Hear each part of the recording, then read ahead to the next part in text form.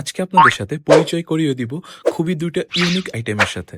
একটি হচ্ছে কুষ্টিয়ার বিখ্যাত পোড়া রুটি এবং মালাই চা এবং আরেকটি হচ্ছে টার্কিশ কফি। চা কফি পছন্দ করে না এমন মানুষ বোধহয় খুঁজে পাওয়া যাবে না। আবার তাও যদি হয় কুষ্টিয়ার বিখ্যাত মালাই চা এবং পোড়া রুটি। বাই দ্য ওয়ে, এই পোড়া রুটি আর মালাই চা খেতে কিন্তু আপনার কুষ্টিয়া যেতে হবে না এখন আর। খুলনার শিববাড়ি মোড়ে বসেই আপনি এই পোড়া রুটি আর মালাই চায়ের স্বাদ নিতে পারবেন। যদিও সত্যি বলতে আমি খুব মিক্সড রিভিউ দেখেছি সবার এই পোড়া রুটি এবং মালাই চা নিয়ে। So I decided to go there and check by myself.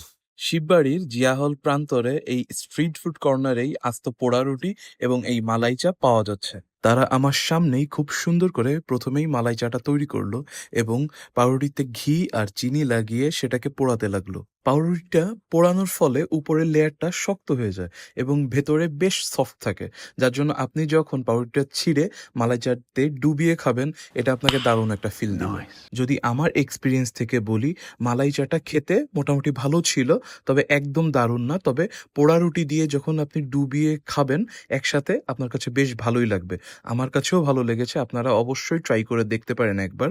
যদিও প্রাইস খুব বেশি না, মালাই চার প্রাইস ছিল ৪০ টাকা এবং পোড়া রুটির প্রাইস ছিল ৩০ টাকা। তো ৭০ টাকায় আমার কাছে মনে হয় ঠিকঠাক আছে, বাট শুধু যদি মালাই চা হয় ৪০ টাকা আমার কাছে মনে হয় একটু বেশি। বাট মালাই চা এবং পোড়া রুটি একসাথে ট্রাই করলে আমার কাছে মনে হয় আপনারা কেউ হতাশ হবেন না। এর পাশেই খুব একটা ইউনিক জিনিস দেখতে পেলাম। বালিতে একটা পাত্র ঘুরিয়ে ঘুরিয়ে কফি তৈরি করছে, যেটা নাকি টার্কিতে খুবই ফেমাস। তাই তারা এই প্লেসটার নামও দিয়েছে টার্কিশ কফি। এই টার্কিশ কফি মেকিং এর যে এক্সপিরিয়েন্সটা ছিল এটা খুবই ডিফারেন্ট ছিল, which I have never seen before. আর যদি এইটার টেস্ট নিয়ে বলতে হয়, it's kind of a coffee shot. যারা স্ট্রং কফি পছন্দ করেন তাদের অবশ্যই ভালো লাগতে পারে, বাট আমি আসলে এত স্ট্রং কফি খেতে পারি না, তাই আমার জন্য আসলে এটা একদমই না। তার জন্য আমি আসলে একটা ক্যাপাচিনো নিয়েছিলাম, হুইচ ওয়াজ রিয়েলি গ্রেট। আপনারা ট্রাই করে দেখতে পারেন, অবশ্যই একটা ডিফারেন্ট এক্সপিরিয়েন্স পাবেন অ্যান্ড আমাকে কমেন্ট করে জানাবেন আপনাদের কেমন লাগলো।